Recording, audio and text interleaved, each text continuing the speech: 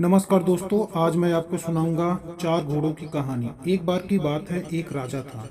उसके पास चार घोड़े थे जो बहुत ही अच्छी नस्ल के थे, लेकिन वो चारों घोड़े किसी को अपने ऊपर बैठने नहीं देते थे। राजा एक ऐसे आदमी की तलाश कर रहा था जो इन चारों घोड़ों को अच्छे से ट्रेन कर सके। उसने पहले भी कई ट्रेनर को बुलाया था, लेकिन कोई भी उन्हें ट्रेन नहीं कर सका। जब भी कोई इंसान उन घोड़ों के ऊपर बैठने की कोशिश करता, वह जोर जोर से जंप करने लगता और उसे गिरा देते। बहुत से लोगों ने यह भी ट्रायल किया लेकिन कोई भी इसमें सक्सेस नहीं हो पाया। एक दिन एक लड़का उसे राजा के महल में आता है और राजा से कहता है कि मैं आपके चारों घोड़ों को ट्रेन कर सकता हूँ। राजा उसे कहते हैं कि तुमने पहले भी कई लोगों को ट्राई किया है, लेकिन बहुत से लोग इसमें असफल हो गए। लड़का आत्मविश्वास से भरा था। उसने घोड़ों को ट्रेन करने के लिए राजा से आज्ञा ली। उसने कहा कि वह चारों घोड़ों को अपने साथ ले जाएगा और उनका ख्याल भी रखेगा, उन्हें उधर ही ट्रेन करेगा। राजा बात को मान जाता है और उसने इस बात की आज्ञा दे दी कि कुछ महीने गुजरने के बाद जब राजा अपने घोड़ों को देखने के लिए उसके उस आदमी के पास घर गया, तो उसने देखा कि वह आदमी इन चारों घोड़ों में से ऊपर बैठा हुआ है और बाकी तीन घोड़े उनके पीछे घूम रहे थे।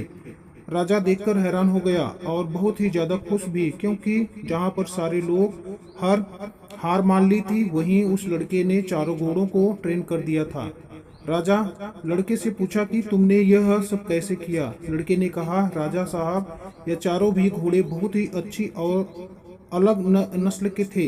पहले मैंने इनके करीब जाने की कोशिश की, इसलिए मैंने चारों घोड़ों को खुला मैदान में छोड़ दिया और फिर मैंने उनके साथ मित्रवत व्यवहार कोशिश की। जब वे भागते थे तो उनके साथ भागता, जब यह बैठते थे तो मैं इनके साथ बैठता था, जब यह सोते थे तो मैं इनके साथ सोता था, और इसी तरीके से मैं इनके साथ मिल गया। वह जो भी करते मैं भी वही करता। फिर कुछ दिनों के बाद ये चारों घोड़े यह सोचने लगे कि मैं भी उन्हें की तरह एक घोड़ा हूँ, और फिर एक दिन मैंने उनके ऊपर सीट बेल्ट बांधने की कोशिश की।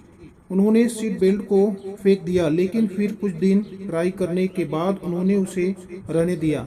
फिर कुछ दोनों के बाद मैंने उनके ऊपर बैठने की कोशिश की और बैठ गया। थोड़े ही दिनों के बाद उनकी सवारी करने लगा, और इसी तरह से मैंने इन चारों घोड़ों को कुछ ही महीनों में ट्रेन कर दिया।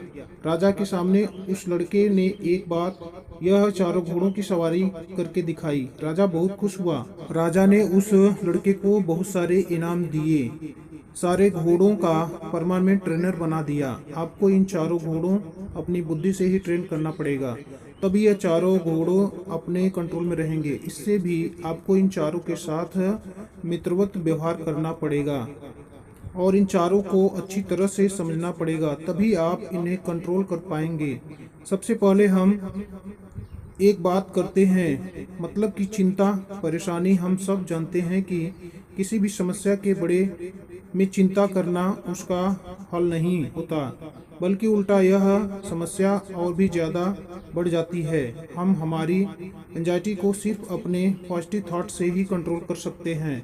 आप एक जगह बैठकर यह सोचो कि आपकी बात को लेकर चिंतित हैं, बड़े चिंता कर रहे हैं, उसका परफेक्ट सलूशन ढूंढो, और हमेशा यह बात रखो कि हर रात के बाद दिन जरूर निकलता है। मतलब अच्छे टाइम के लिए बुरे टाइम से गुजरना ही पड़ता है, बस थोड़ा सा सब्र करो। गुस्सा कभी भी किसी दूसरे को ज़्यादा नुकसान नहीं पहुंचाता है। यह सबसे ज़्यादा उसे नुकसान पहुंचाता है जो खुद गुस्से में होता है। इसलिए जब भी आपको गुस्सा आए, गुस्से से होने वाले नुकसान के बारे में सोचो और अपने आप को शांत रखो। अपनी सांसों पर कंट्रोल करके इसी तरह धीरे धीरे आप अपने गुस्से को कंट्रोल कर सकते हैं। तीसरा घोड़ा, जब आप यह कंसीडर कर लेते हैं कि कोई इंसान है जो आपसे बेहतर है, इसलिए जब भी आप जुलूस महसूस करो, तब यह सोचो कि किसी इंसान को किसी दूसरे इंसान से कंपेयर करना बहुत ही घटिया बात होती है, क्योंकि हर एक इंसान यूनिक और अनोखा है। और अगर एक बार आप यह चीज़ समझ गए, आप कभी भी जुलूस महसूस नहीं करोगे।